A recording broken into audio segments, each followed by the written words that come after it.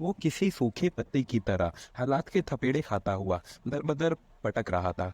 उसका नाम शरीफ अहमद था। अपने नाम की तरह वही शरीफ था। चलते-चलते शरीफ अहमद की टांगें थक गई। वो कई दिन का भूखा प्यासा था। उसकी आंखों के सामने अंधेरा छा रहा था। कल से उनकी आंखों में पानी का एक कतरा भी नहीं गया था। उसके सूखे हलक में कांटे चुभ रहे थे और ऊपर से सूरज भी उसका ईमान आजमा रहा था। अचानक उसकी आंखों के सामने अंधेरा छा गया और वो लड़खड़ा कर जमीन पर गिर पड़ा। जमीन पर गिरते हुए उसे हैरत हुई। कमीने आदमी को गिरने के लिए बहुत जगहें मिलती हैं, मगर शरीफ और ईमानदार आदमी को गिरने के लिए भी पाको साफ जगह चाहिए होती है। वो जहाँ गिरा था वो एक दरवाज़ा था। शरीफ अहमद दरवाज़ा पकड़कर खड़ा हो गया। उसने सर उठाकर दरवाजे की जानिब देखा तो वो दरवाज़ा एक मस्जिद का था, मगर उस दरवाजे पर एक बड़ा साला ताला लगा हुआ था। शरीफ अहमद की हालत बहुत बुरी थी। भूख की वजह से उसके पेट में टीसें उठ रही थी। ऐसे वक्त में आदमी सिर्फ और सिर्फ रोटी का सोचता है, मगर वो सच्चा और शरीफ आदमी था, पक्का मुसलमान था। उसने मस्जिद के बंद दरवाजे को हैरत से देखा और सोचने लगा कि ये दरवाज़ा क्यों बंद है। जोर की नमाज का वक्त हुआ जाता है, नमाजी कहाँ है। उसी वक्त किसी ने शरीफ अहमद के कंधे पर हाथ रखा। कौन वो भाई? मैं तो अल्लाह का एक आजिज बंदा हूँ, शरीफ अहमद ने जवाब दिया। पुलिस से तो तुम मौलवी मालूम पड़ते हो, नमाज पढ़ाना तो एक सादत की बात है जनाब। क्या नाम है तुम्हारा? शरीफ अहमद। मेरा नाम खुदा बख्श है। मस्जिद के साथ वाले मकान में रहता हूँ और इस गांव की पंचायत का सरपंच भी हूँ। तो भाई खुदा बख्श, ये मस्जिद क्यों बंद है? यहाँ नमाज क्यों नहीं हो रही? जोहर का वक्त हुआ जाता है। क्या पूछते हो मौलवी साहब? एक हफ्ते से मस्जिद बंद है। यहाँ जो मौलवी पहले नमाज पढ़ाता था वो बदबख्त एक बच्चे के साथ, बस क्या बताऊँ, ये कहते हुए भी ला जाती है। सिर्फ से कैसे बहरू बदलता है।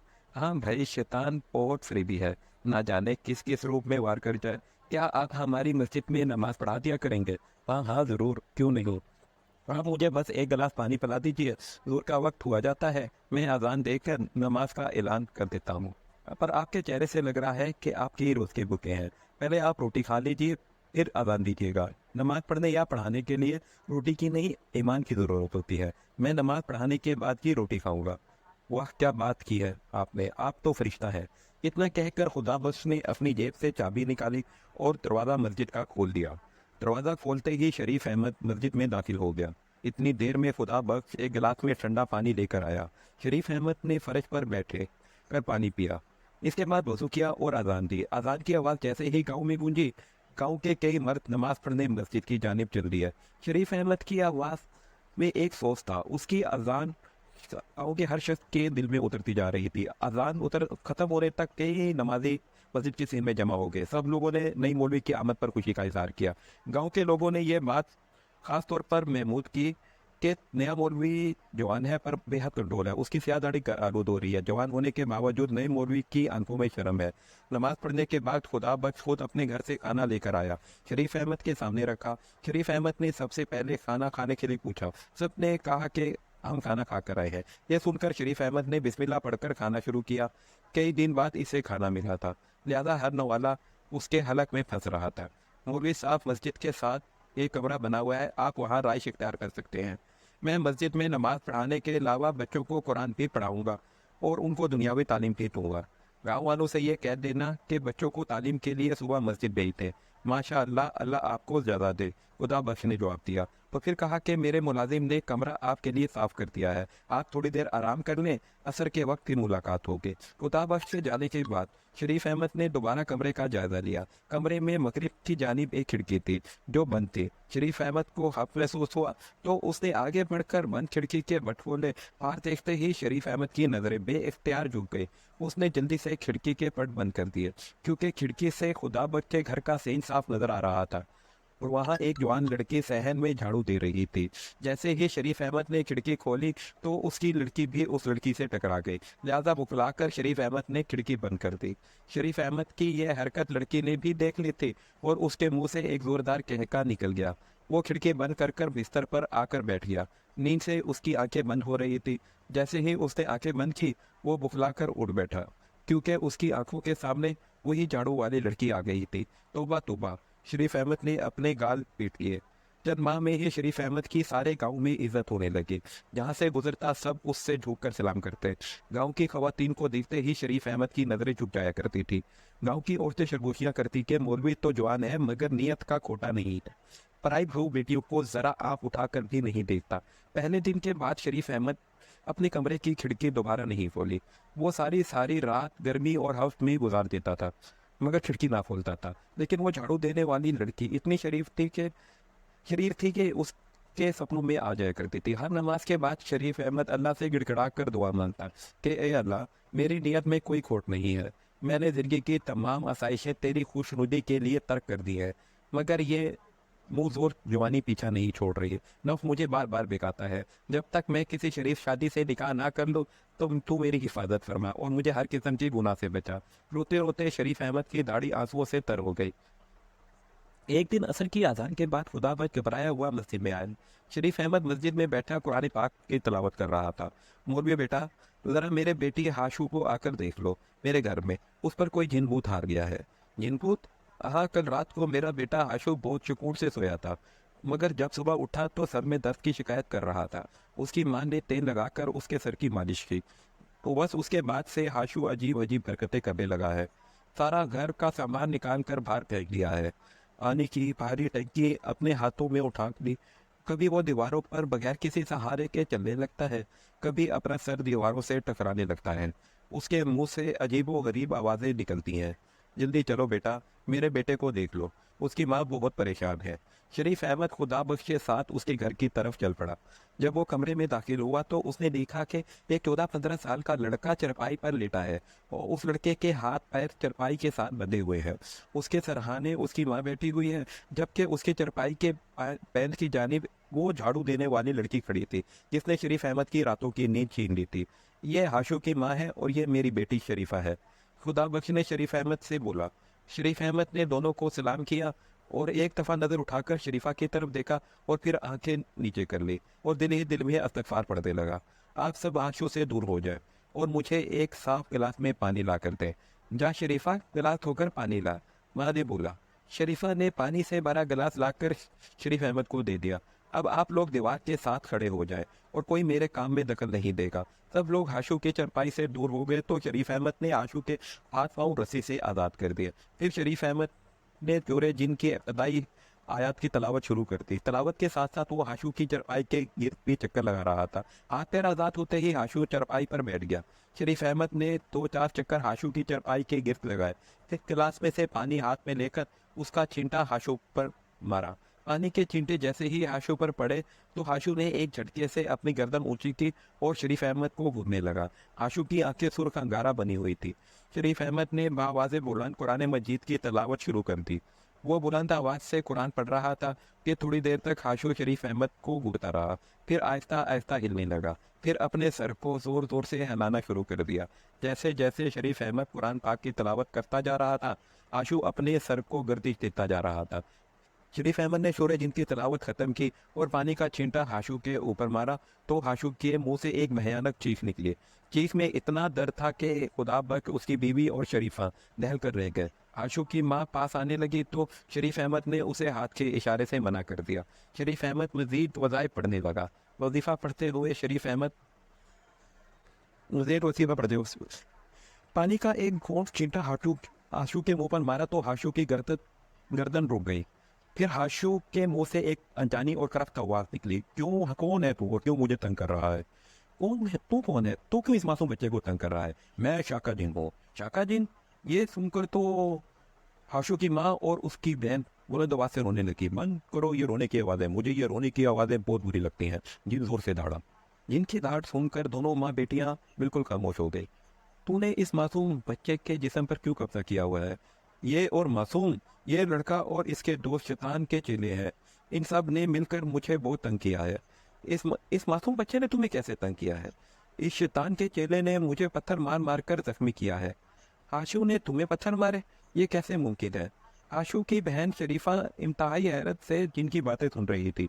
हाँ, इसने मुझे मारा है। मुझ पर इतने पत्थर बरसाए हैं कि मेरी कमर जख्मी हो गई है। मैं इसको नहीं छोड़ूंगा, पूरा बदला लेकर रहूंगा। शैतान के चेले हैं ये पक्का शैतान है। जिनने इस तरह जवाब दिया जैसे उसे वो वाकयात याद करते हुए तकलीफ हो रही हो। आशू ने तुम्हें कैसे जख्मी किया? कब तुम पर पत्थर बरसाए? कल सुबह जब मैं इस गांव से गुजर रहा था तो उसने अपने शैतान दोस्तों के साथ मिलकर मुझे बहुत पत्थर मारे। और इतने पत्थर मारे कि मेरी कमर से खून निकलना शुरू हो गया। ये लोग मुझे जख्मी कर कर खूब हंस रहे थे। ये मासूम बच्चा तुम्हें कैसे पत्थर मार सकता है? ये तो तुम्हारी सूरत देखते ही बेहोश हो जाएगा। कल जब मैं इस गांव से गुजर रहा था तो क्या, तो उस वक्त मैं कुत्ते के रूप में था, जब इसने और इसके शरारती दोस्तों ने मुझ पर मच्छर बरसाए थे। जिनने बेचारगी से जवाब दिया, यकीनन हाशू ने बरकत की है। किसी बेजुबान को इस तरह तंग नहीं करना चाहिए। मैं हाशू की तरफ से तुमसे माफ़ी मांगता हूँ और यकीन दिलाता हूँ कि आइंदा यह कभी किसी बेजुबान को तंग नहीं करेगा। हाशू को काफ़ी सज़ा मिल चुकी है। मेहरबानी करके अब तुम हाशू को बख्श दो और आज़ाद कर दो। तुम्हें हज़रत सुलेमान अलैहिस्सलाम की कसम कसम मत दो, मैं इसे और भी सज़ा दूंगा। जिन जोर से गरजा। साथ ही हाशू का जिस्म जोर से हवा में उछला और फिजा में ही रुक गया और फिजा में गर्दिश करने लगा। शरीफ अहमद बुलंद आवाज के साथ कुरान की तलावत करने लगा। कुरानी आयात पढ़ने के बाद शरीफ अहमद ने गिलास में बचा हुआ पानी गर्दिश करते हुए हाशू पर फेंक दिया। जैसे ही पानी हाशू के जिस्म पर गिरा, हाशू के अंदर मुंह से एक जोरदार चीख निकली और वो तड़पने लगा जैसे सख्त अजियत में हो। हाय हाय जालिम, मार डाला मुझे, जला डाला। अच्छा नहीं किया तूने मौलवी, अच्छा नहीं किया। जिनकी तकलीफ ते आवाज़ सुनाई दी। अभी तो मैं जा रहा हूँ, मगर मैं फिर वापस आऊँगा, ज़रूर आऊँगा और लूँगा मैं अपना बदला, पूरा बदला लूँगा। इन अल्फाज के साथ ही आशू का फिजा में गर्दिश करता जिस्म धड़म से चरपाई पर गिरा और तेजी से मौलवी आशू की जानी बढ़ा। कैसे हो तुम? मैं ठीक हूँ मौलवी साहब। आशू की माँ बेकरारी से आगे बढ़ी और उसने अपने बच्चे को गले से लगा लिया। अम्मा अब्बा मुझे माफ़ कर दे, आइंदा मैं किसी जानवर को नहीं मारूंगा। बहुत बहुत शुक्रिया मौलवी बेटा, तुम्हारा बहुत बड़ा एहसान है हम पर। मैंने कोई एहसान नहीं किया, ये तो अल्लाह के पाक कलाम की बरकत है। अल्लाह के पाक कलाम में बहुत बरकत है। ये कहकर शरीफ अहमद ने अपना बैग उठाया और उसे खोला और उस बैग में से एक कलम और तौरात निकाली। दौरात खोलते ही पूरे कमरे में ज़ाफ़रान की खुशबू फैल गई। शरीफ अहमद ने कलम को ज़ाफ़रान में डुबोया और तावीज़ लिखने लगा। तावीज़ लिखने के बाद शरीफ अहमद ने तावीज़ को खुदा के हालत में दिया और इस कहा कि इस तावीज़ को आशू के दाएं हाथ पर बांध दे और रोजाना असर की नमाज के बाद आशू के सराहने सूरह फलक और सूरह नास की तिलावत लाजमी कौन करना। वो जिन दोबारा इस घर का रुख नहीं करेगा। अब आप मुझे इजाज़त दीजिए। ऐसे कैसे जा रहे हो बेटा? मेहमान हो, चाय पी कर जाना। चाय बन रही है अम्मा। शरीफा ने शरारती अंदाज से शरीफ अहमद की जानिब देखते हुए बोला। कल शाम में मीठे चावल बनाकर न्याज दिलवा देना, शरीफ अहमद ने कहा और वापस मस्जिद की जानिब चल दिया। दूसरे दिन असर की नमाज के बाद शरीफ अहमद अपने कमरे में दरी बचाए ज़मीन पर बैठा था। कमरे का दरवाज़ा खटखटाया गया। कौन है? अंदर आ जाओ। दरवाज़ा खुला है। दरवाज़ा एक झटके में खुल गया और शरीफा हाथ में प्लेट लिए कमरे में दाखिल हुई। शरीफ अहमद उसे देखकर बुखला गया। में हाथ में प्लेट लिए शरीफा कमरे में दाखिल हुई। शरीफ अहमद उसे देखकर बुखला गया। क्या बात है, तुम यहाँ क्यों आई हो? अम्मा ने मीठे चावल बनाए थे, वही लाई हो। अच्छा रख लो, शरीफ अहमद ने अपने नजरें नीचे करते हुए कहा। शरीफा मीठे चावल की प्लेट शरीफ अहमद करने के लिए नीचे झुके। उसी वक्त गैर इरादी तौर पर शरीफ अहमद की निगाह ऊपर की उठ गई। वो बुखला गया। उसने जोर से ला हौला वला कुव्वत पढ़ा और चीख कर शरीफा का नाम लिया। शरीफ अहमद की ये देखकर शरीफा खिलखिलाहट कर हट पड़े और बोले, मौलवी तू तो बहुत अच्छा बंदा है। ये कहते हुए वो कमरे से बाहर निकल गए। जब शरीफ अहमद को यकीन हो गया कि शरीफा कमरे से बाहर जा चुकी है तो उसने अपनी आंखें खोली। वो पसीने में डूबा हुआ था। उसको समझ नहीं आ रही थी कि वो क्या करे। उसके बरसों की तपस्या भंग हो रही थी। वो 2 दिन तक अपने कमरे में नहीं आया और सारा वक्त मस्जिद में ही बैठा रहा। मुसलसल याद इलाही में घूम रहा। अब उसको बहुत सुकून मिल रहा था। तीसरे दिन असर की नमाज के बाद जब वो मस्जिद में बैठा था तो हाशू भागता हुआ आया। सलाम करके कहने लगा कि आपको मेरे अब्बा ने बुलाया है, बाजी पर दिन आ गया है। कौन? शरीफा पर? जी हाँ, चल जल्दी चले। ये कहते हुए शरीफ अहमद ने अपना बैग उठाया और तेज तेज कदमों के साथ आशू के पीछे पीछे चल पड़ा। घर आकर शरीफ अहमद ने शरीफा की माँ से पूछा, क्या हुआ? और वे बेटा, न जाने क्यों इन जिनों भूतों ने मेरा घर देख लिया है। पहले हाशू पर जिन आ गया था, अब शरीफा पर जिन आ गया है। हुआ क्या है? आपको कैसे मालूम कि शरीफा पर जिन आया है? तो उस सुबह जब मैं सोकर उठी तो उस वक्त से वो अजीब सी हरकतें कर रही है। पहले हाशू को लकड़ी से मारा, फिर पूरी भैंस का सारा दूध पी गई। कल घर में मिठाई आती, सारी चट कर गए। दोपहर को सारे सालन से बोटियां खाकर हांडी गली में फेंक दी। अजीब सी आवाज़ में सबको पुकार रही है, कह रही है कि मैं सबको जान से मार दूंगी। ये कहकर शरीफ अहमद ने कहा कि मुझे साफ गिलास में पानी दे। शरीफा की माँ शीशे के साफ साफ गिलास में पानी ले आई। शरीफ अहमद कमरे की तरफ बढ़ा। उसका दिल जोर जोर से धड़क रहा था। शरीफा की माँ ने कमरा खोला। उसने देखा कि शरीफा चारपाई पर सर झुकाए बैठी है। उसके सर के बाल उसके चेहरे पर पड़े हैं। कमरे में कुछ सामान भी टूटा हुआ पड़ा था। शरीफ अहमद ने कमरे को गौर से देखा और फिर शरीफा की चारपाई के पास पहुंचा और बुलंद आवाज से वजीफा पढ़ने लगा। साथ ही वो चारपाई के इर्द गिर्द चक्कर लगा रहा था।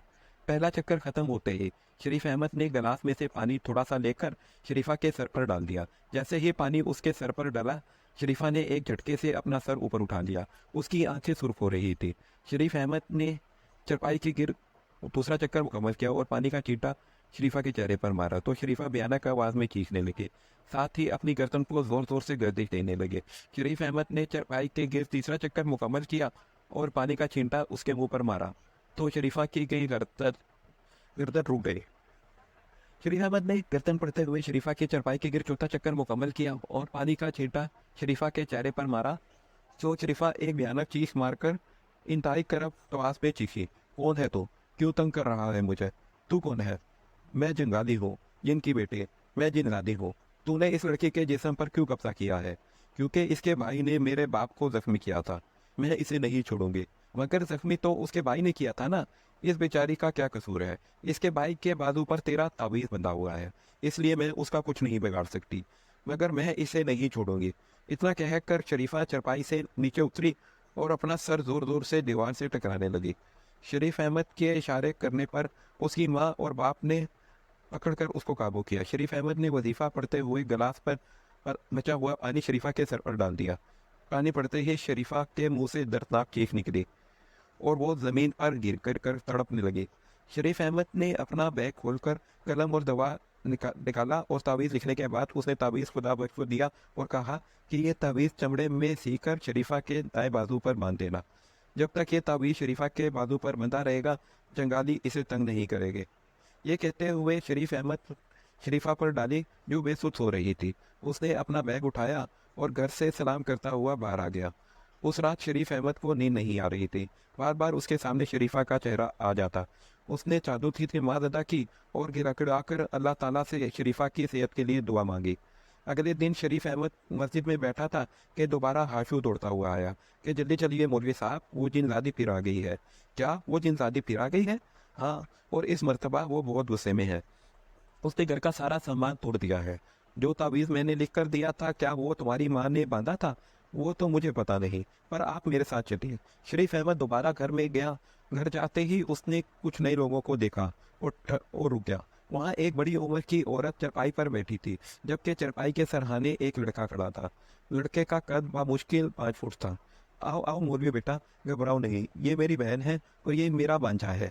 मौलवी, तू मेरी बहू को इस जिलगादी से छुटकारा दिला देगा ना? बेटा, असल में ये शरीफा की सास है और ये इसका मंगेतर।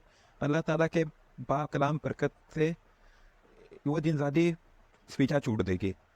शरीफ अहमद ने नरम लहजे में जवाब दिया, तावीज़ जो मैंने कल दिया था आपको, वो शरीफा के बाजू पर बांधा था कि नहीं? मौलवी बेटा, मैंने रात को ही उसके दाएं बाजू पर वो तावीज़ बांध दिया था, मगर सुबह देखा तो वो तावीज़ उसकी बाजू पर नहीं था। शरीफा से पूछा तो उसे भी नहीं मालूम कि रात के वक्त तावीज़ कहाँ गया। चले मुझे कमरे में ले चलिए, मैं देखता हूँ कि वो जिनजादी क्या चाहती है। वो सब लोग कमरे में पहुंचे। शरीफ अहमद ने देखा कि शरीफा अपनी चारपाई पर सो रही है। उसके हाथ पैर बंधे हुए हैं और उसके स्याह चमकदार बाल उसके गोरे गोरे चेहरे पर फैले हुए हैं। शरीफ अहमद ने शरीफा की माँ से कहा कि इसके हाथ पैर खोल दो। रस्से खोलने की वजह से शरीफा की आंख भी खुल गई। वो चारपाई पर उठकर बैठ गई और सबको घूरने लगी। शरीफ अहमद ने शरीफा की चारपाई की सराहने खड़े होकर बुलंद आवाज में सूरह बकरा की आखिरी आयत की तलावत शुरू कर दी। जैसे ही उसने कुरान की तलावत शुरू की, चारपाई पर बैठी शरीफा हिलने लगी। रफ्ता रफ्ता उसके हिलने की रफ्तार बढ़ती जा रही थी। जब उसने कुरान पाक की तलावत खत्म की तो शरीफा के चेहरे पर खूनख्वारी थी। शरीफा ने एक जोर तक चीख मारी और चारपाई से उतरकर नीचे खड़ी हो गई। शरीफ अहमद ने शरीफा की हालत देखी तो तस्बीह के दानों पर वजीफा पढ़ने लगा। वजीफा पढ़ने के बाद शरीफ अहमद ने तस्बीह शरीफा के चेहरे पर मारी तो शरीफा ने जोर से चीख मारी और वो मोटी आवाज पे एक लाड़ी, मौलवी तू फिर आ गया तंग कर ले। तंग तो तू कर रही है इस मासूम बच्ची को। क्यों कब्जा कर रखा है तूने इस मासूम के चेहरे जिस्म पर? मेरी मर्जी मौलवी, मैं जो चाहूँ करूँ। तू कौन होता है मुझको टोकने वाला? देख जंगाली, तू जिनजादी है, औरत है, इसलिए मैं शराफत से कह रहा हूँ इसे छोड़ दे। इसकी शादी होने वाली है। अगर तूने इसे ना छोड़ा, शादी और इसकी। जंगाली ने एक बयाना कहका लगाया, जो शख्स इस लड़की से शादी करेगा वो शादी की पहली रात ही दर्दनाक मौत से हमदर्द हो जाएगा। ये जंगाली का वादा है, वो पत्थर पर लकीर है। ये सुनना था कि शरीफा की आई सांस और मंगेतर का रंग सफेद पड़ गया। इतने में शरीफा अचानक अपनी जगह से चलती हुई दीवार की जाने बढ़ी। दीवार के साथ रखा लंबा बांस का डंडा उठाया और अपने मंगेतर के करीब पहुंची। डंडा दिखते ही उसके मंगेतर पर लड़ना तारीफ हो गया। फिर जंगाली बोली, तुम करेगा शरीफा से शादी? हाँ नहीं, इसके मंगेतर के मुंह से निकला। उसी वक्त शरीफा ने हाथ में पकड़ा डंडा उसको जोर से कमर पर मारा तो मंगेतर के मुंह से दर्दनाक चीख निकली। शरीफा की सांस बोली, तूने मेरे मासूम बच्चे को मारा? नहीं। साथ ही डंडा छीनने लगे। शरीफा ने डंडा चौड़ाकर सांस को भी दे मारा। भाग अम्मा भाग, ये डाइन से भाग, ये डाइन है, हमें मार डालेगी। शरीफा डंडा लिए उन दोनों के पीछे पीछे दौड़ने लगे। सांस और मंगेतर आगे आगे और शरीफा पीछे पीछे। इतने में उसके मंगेतर को भागते भागते ठोकर लगी और वो जमीन पर गिर पड़ा और साथ ही उसकी माँ भी उसके ऊपर गिर पड़ी। शरीफा उनके सर पर पहुंच गई और डंडे से उनको खूब मारा। शरीफा के माँ बाप पहुंच गए, उनके हाथ से डंडा छीनकर उसको काबू करने लगे। उसको कमरे में बंद कर दिया। हाय, मार डाला तेरे डाइन बेटी ने, ये मेरे मासूम बच्चे को भी नहीं छोड़ेगी। माफ करना तू भाई, मैं आज मंगनी तोड़ती हूँ, मुझे नहीं करवानी अपनी बेटी की शादी तेरे बेटी से। ये कहकर वो दोनों माँ बेटा घर से चले गए। शरीफा के माँ बाप परेशान हो गए कि शरीफ अहमद ने थोड़ी देर इंतजार किया, फिर अपना बैग संभाल कर सलाम करता हुआ घर से बाहर निकल गया। शरीफ अहमद रात भर परेशान रहा। उसकी समझ में नहीं आ रहा था कि यह जंगाली जिनजादी कितनी ताकतवर है कि उसके इतने वज़ाइफ के बाद भी शरीफा पर कब्जा जमाए बैठी है। शरीफ अहमद के जंगाल इतलाली वजीफे का भी उस पर कुछ असर ना हुआ। रात काफ़ी देर तक वो सोचता रहा और फिर सो गया। अगली सुबह वो फिर कुरान मजीद बच्चों को पढ़ा रहा था मस्जिद में बैठकर कि अचानक आशू भागता हुआ आया। बोले, साहब जल्दी चलिए, वो जिनजादी फिर से आ गई है मेरी बहन पर। यह सुनकर शरीफ अहमद आशू के साथ उसके घर पहुंचा। जब शरीफ अहमद घर पहुंचा तो क्या देखता है, शरीफा पूरे आंगन में झूम झूम कर नाच रही है। उसके हाथों में खूबसूरत सितारों का काम वाला दुपट्टा है जो उसने ओढ़ रखा है और वो साथ ढक ढक कर गा रही है, नच्चो नच्चो शादी आए, मुनज्जो मुनज्जो शादी आए। शरीफ अहमद ने सौदिया नजरों से खुदाबश की जानिब देखा तो उसने अफसोसजदा लहजे में कहा, असल में मेरी बहन ने मंगनी का सारा सामान वापस कर दिया है, रिश्ता तोड़ दिया है। शरीफा शरीफ अहमद को देखकर दुपट्टा फेंककर अपने कमरे में भाग गई। मौलवी बेटा, मेरी बेटी कब ठीक होगी? ये जिनजादी कब इसका पीछा छोड़ेगी? शरीफा की माँ ने पूछा। माँ जी, ये जिन वगैरह भी अल्लाह की मखलूक है। वैसे ये काफ़ी शरीफ किस्म के होते हैं और इंसानों से ज़रा दूर ही रहते हैं, मगर कुछ दिन ज़रा शरारती किस्म के होते हैं और उनको ये हसद है कि अल्लाह ताला ने इंसान को क्यों उन पर बरतरी दी है और इंसान को अल्लाह ताला ने क्यों अपना नायब बनाया है। बस इसी हसद की जज्बे के तहत वो इंसान को नुकसान पहुंचाने की कोशिश करते हैं। आप फिक्र ना करें, ये जिनजादी भी जल्द ही शरीफा का पीछा छोड़ देगी। अल्लाह तेरी जुबान मुबारक करे। मेरी बेटी तो पूरे गाँव में बदनाम हो गई है, ऊपर से इसकी पुप्पी ने भी रिश्ता तोड़ दिया है। जंगाली ने भी धमकी दिया है कि जो कोई भी इसे शादी करेगा वो उसको पहली रात ही मार देगी। अब तू बता, कौन करेगा मेरी बेटी से शादी? अम्मा आप फिक्र ना करें, अल्लाह बेहतर करेगा। ये रिश्ता खत्म हो गया तो अल्लाह इससे बेहतर रिश्ता भेजेगा। अम्मा आप जाकर शरीफा के कमरे का दरवाज़ा खोले। आज मैं ऐसा जलाली वजीफ़ा करूँगा कि वो जिनजादी चीखती हुई भाग जाएगी। ये वजीफ़ा बहुत भारी है, मेरे साथ कमरे में कोई और नहीं होगा। ये सुनकर शरीफा की माँ और बाप उसे कमरे में ले गए और आप लोग कमरे से बाहर चले जाएं और दरवाज़ा बंद कर दें। शरीफ अहमद आहिस्ता से चलता हुआ शरीफा के चारपाई के पास आया। शरीफा चारपाई पर बैठी हिल हिलकर हाक अल्लाह का वेट कर रही थी। शरीफ अहमद शरीफा की चारपाई के पास पहुंचकर रुक गया। थोड़ी देर तक शरीफा को देखता रहा, फिर आहिस्ता आवाज़ में बोला, शरीफा ये नाटक अब तुम बंद कर दो, तुम्हारे ऊपर कोई जिनजादी नहीं है। शरीफ अहमद की बात सुनकर शरीफा खामोश हो गई। उसने अपना सर ऊपर किया और अपनी सुरखुर आंखों से शरीफ अहमद को घूरने लगी। मेरे साथ ये ड्रामाबाजी मत करो।